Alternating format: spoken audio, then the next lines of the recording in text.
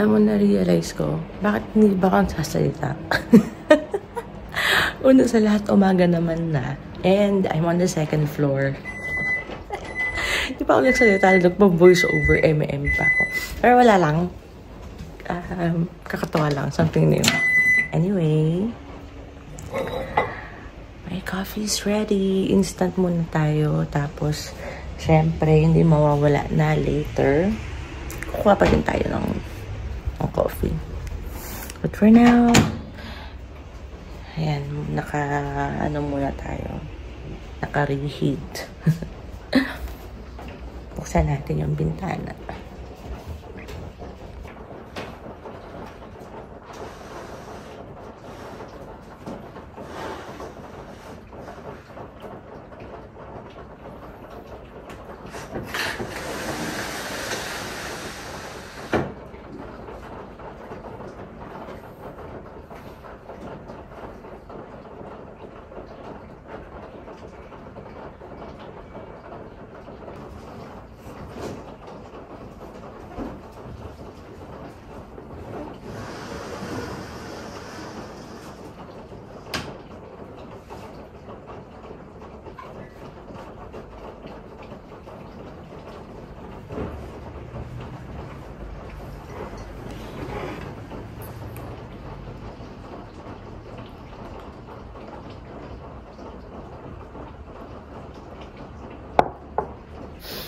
So, yun ang pa-house tour natin.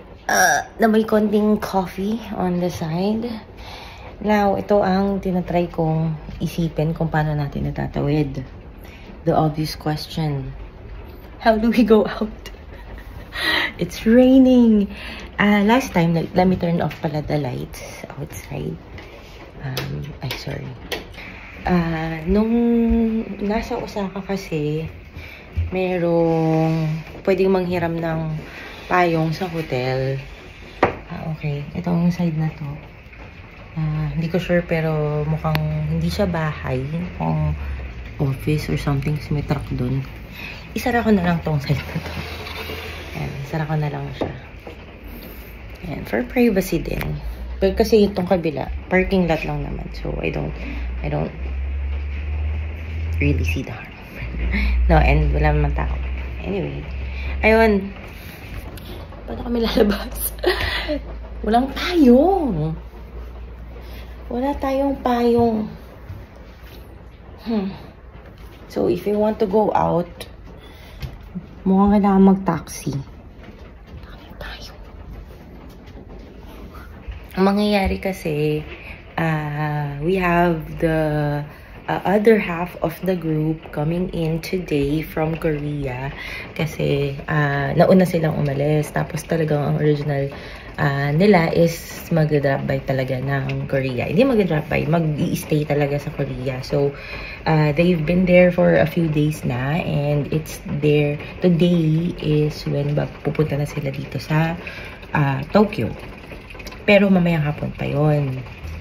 Magmuni-muni na lang muna tayo. I don't think ako lang yung gising, pero hindi pa sila bumababa. Ayun. Kaya ako, I'll go ahead and get started with my coffee.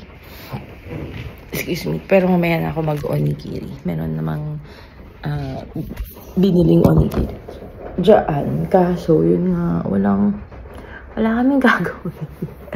Wala kaming magagawa dito kasi nga wala pa, hindi kami makakalabas.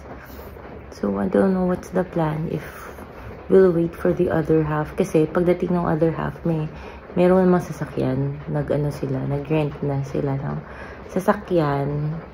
So, we can go around town without the hassle of transferring, you know, from one train to another. Pero yun. Not that I mind staying at home. Pero alam mo yun. Kasi today is supposedly Shinjuku Day. Shinjuku going. Ayun, hindi rin pala kami makakapag Sakura. I don't know. Anyway, kwentuhan ko pala kayo. Ano bang nangyari yesterday, hindi na ako nakapag-vlog. My usual line sa inyo guys, hindi na naman ako nakapag-vlog. Kasi nga, ang haggard na, yung, lalo na nung nakuha na namin yung baggage, ang hirap na may bitbit ka, yung card mo, you always need it handy. Tapos meron ka pang phone. So, whenever, pag nakaupo na lang ako, saka lang ako nakapag-vlog. Ayun. So, hindi ako nakakapag-vlog. Anyway, so here's what happened sa airport when we landed. Actually, mabilis yung process. If you have the QR code ng dito, I think it's Visit Japan web. If you already have the QR code, it's ano na siya, parang 2-in-1. Ano na siya, yung pang-imig tsaka pang-customs. So, better if you prepare ahead of time. Kasi if you don't, mag-fill out ka pa ng mga papers doon and all that. So, maganda if, i-prep nyo na yung QR. Ayan. Tapos, so kami dire-diretso, claim baggage, Zip Air. I have to chika din pala. Personally, I love it. Personally, I love the aircraft. First time ko yung tatlong tren, yung merong, tatlong upuan, yung meron sa gitnang tatlo. And then, tag-3 on both sides din. It's my first na ganun kalaki yung plane. So, thank you, Lord. At na-experience natin yung mga malalaking plane. Tapos, the CR experience. I love it. Nakakatawa yung CR. And I think, a little more space lang naman yung pinaka-difference. Kasi, meron namang, ganun naman yung setup to, dun sa ibang airlines. But, sila yung may toilet seat talaga. So, may cover, diba? May cover ng toilet. So, that's so fun and so cute and so thoughtful and considerate. Tapos, yun, yung mga crew, in fairness naman sa mga crew, okay din sila. Very accommodating. Yun nga lang, medyo makulit siguro ko kasi yung bag ko lang ko nilagay sa lap ko. And sila, mas prefer nila na nasa ilalim talaga yung bag niya. Lalo na kung, siguro nga kasi ang bulky nung dala kong bag. Tapos, medyo strict lang talaga sila sa size nung luggage. Kasi nung nag-open sila ng counter, meron silang panukat. Kasi naglabas pa sila ng yung pag ganun na parang yung magiging reference guide mo. Talaga may pag ganun sila. Tapos, pero sa weight wala namang problema. Okay naman. Thank you, Lord. Tapos, ayun nga, paglapag namin, kompleto naman bagahe namin. Walang naligaw or anything. Ayan. So, thank you, Lord. What else? The crew, sobrang okay. The flight experience, nagkaroon lang ng slight na turbulence, pero sobrang kera lang, as in. Parang hindi naman siya bothersome. Tapos, ano pa ba? The flight, the crew, hindi naman kami delayed, no? On time naman ang lahat. Ayun, tapos, paglapag, yun, dire-diretso na nga sa security. May security ba? Parang wala palang security. Parang may scanning, may pa-scan lang silang nangyari. Pero syempre, dun sa part 9 kasi hindi na pwedeng mag-video. Tapos at the same time, yung mga kasama namin, nasikaso din namin pa. Hindi naman, first time din nila dito. So, ako, nakapag-Japan naman na, pero, hindi Tokyo. First time ko dito sa Tokyo. And ang napansin ko is that people here are biglang nag-English. Mas nag-i-English. Di pa tinagalog. Mas nag-i-English yung mga tao dito versus Osaka and Kyoto. Maybe because Tokyo is in a way main city nila, no? So, andito talaga yung mga foreigners, no? So, talagang mas marami rin talagang mga business. Ayan. So, ayan, mas maraming nag-English, tapos, pero, very respectful pa rin and accommodating ang lahat dito. In fairness naman, na-miss ko sa Japan and I'm so glad, I am so blessed to be back. Yan, so, ayun, sobrang bilis na sa security, sa customs, sa imig. Although, pagdating sa imig kasi, from Philippines, magkakasama kami. As in, traveling together yung, namin, yung peg namin sa imig. Hinayaan na kami as a group. Kasi nga, mga senior din kasi yung mga kasama namin. Pero, pagdating dito sa Japan, kailangan isa-isa talaga yung, natin, yung pila sa imig. So, yun. Pero, mabilis yung, natawa nga lang ako, share ko lang, SKL, yung papag fingerprint ka kasi may machine sila. So, ilalagay mo yung dalawang finger mo, pointer finger mo. Yan, scan. Tapos, picture na rin talaga. Picture na rin pala, hindi man lang ako aware. So, bayan. Tapos, nakaganon lang ako. Hindi pa pantay yung mata ko, nakaganon pa ako nung nakuhaan. Tapos biglang nag-flash na lang na may picture na ako. Nakaganon ako. Wala man ng 1, 2, 3 dun sa screen. So yun, ang pangit natin sa imig. Anyway, ayun, tapos dire-diretso na, kuha na ng baggage. Pagkalabas, syempre, first order of business, mag-withdraw. Kasi hindi kami nakapagpapalit ng yen. So, nag-withdraw na lang kami dito. Tapos, after mag-withdraw, yung mga card, mga train card naman, we were able to use our iCoca card from our last trip. Tapos, bumili na lang kami ng isa pa. Kasi kulang for the group. Tapos, next naman is yun, ito na yung series of transferring ng trains kasi we landed ng time ng Japan is 7:40 something, 7:50. So, 8 o'clock na. Siyempre, paglapag pa namin, CR pa, lakad. Kasi malayo yun malayo from pag-disembark, papunta ka ng pag ganun ka pa.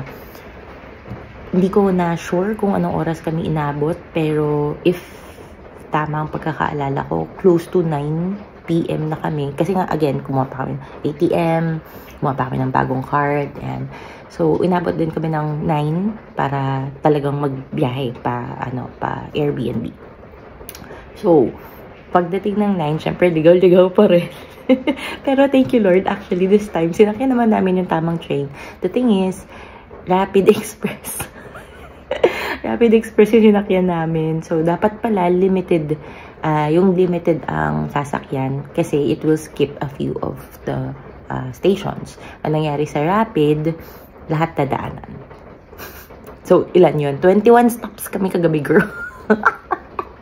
21 stops, be.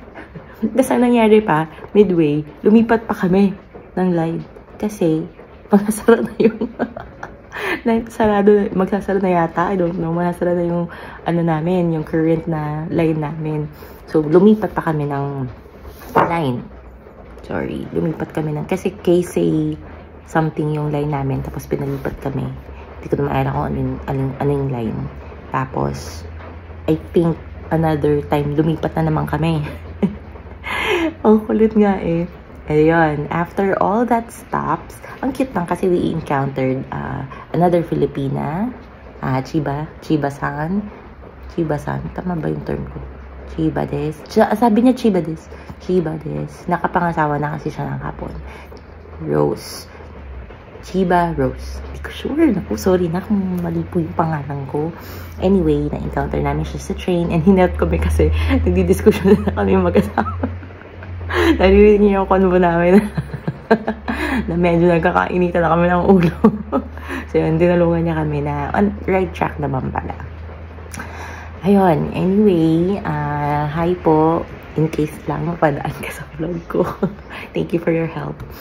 Ayan, tapos, edi, na kami, lipat and then finally, ay, hindi, wait lang.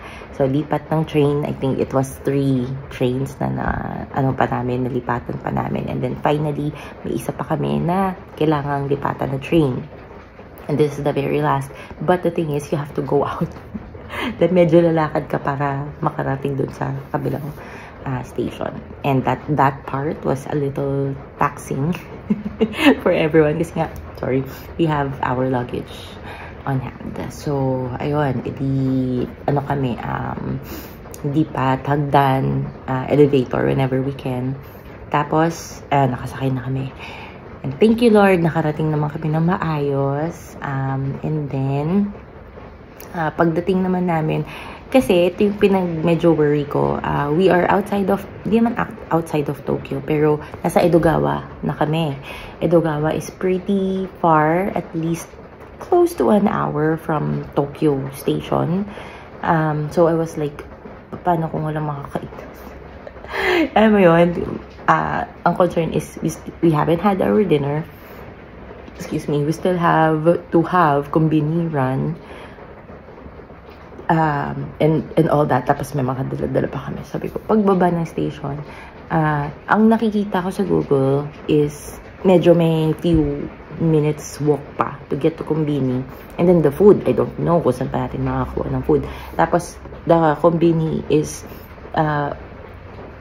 pa kabilang side from the hotel. So, out of way in a sense. Thank you, Lord. Pagbaba namin, may kainan, may Konbini. Ay, sugod na kami dun sa kainan. And it was amazing. Ang sarap ng food. I had soba. My husband and our church mates, ninang namin actually, naman sila, ramen na vegetables, and talagang ang sarap talaga ng food ng Japan. Tapos ang laki, medium size lang yun, pero ang laki. Parang large na sa atin, tapos lang siya, 500 something. Actually, yung sa akin ang 500 something, yung sa kanila I think is 800. Ayun. Tapos, so, syempre, kain. After that, Konbini run. Pero, hindi ganun karaming binili namin. Sakto lang coffee for today. Kasi, usually, kami, preferred namin na lalabas ka ng may konting laman man lang yun siyan. So, yun, may coffee, may konting onigiri, tapos, konting, konting toiletries, ayan. Kasi, we want to see din kung anong meron dito. Ayan. So, at least may shampoo na, may conditioner na, okay naman na ako doon. Ano na lang, few things na lang talaga, siguro more on food. Ayun, tapos Konbini run, tapos from there, it's a 15-minute walk to our Airbnb. And syempre, ligaw-ligaw ulit muna kami bago kami nakarating talaga. Tapos, it's so nice na pagdating, kasi Airbnb, pagdating namin, syempre, 11 o'clock na, 11 something na, as in pa 12 na. Eh, sa ibang hotel, may check-in time lang, diba? So, at least dito sa, Airbnb, hindi natin masyadong problema yung kung kailan tayo, kung anong oras tayo darating. It's self-check-in. So, andyan na yung susi, may instructions how to enter, and it's so easy. Sobrang no-brainer. Follow lang the instruction. Siyempre, medyo challenging kasi iba yung mga nakasulat. Doon sa labas may mga Japanese pa rin. Pero, and it's our first, but it's still so fun. And I feel secure naman dito sa bahay. Wala yung mga horror story ng Airbnb sa iba. Ayan. Tapos, settled na kami. Konting linis lang. Pa ako. Siyempre, skincare. Skincare is life. And later, mag-chika tayo about my skincare. Kasi hindi ko na kayo na-update, no? Ayan. Tapos, tulog na. Tulog na kami. Siguro 12 something na rin ako natulog talaga. Pagod na rin ako, pero alam mo yun. Pero yun, I woke up bago mag 6 a.m. It's currently, wait lang, ayan, 6:20, 6:26, 6:28, ayan, 6:20, basta pa 6:30 na at this hour. At umuulan, paano kami aalis? At the same time, kahit umalis naman kami, wala naman kami pipicturan, walang picturan, kasi nga, outdoor sana kami. Ay, nako. Anyway, ayun. Later ulit, dolls.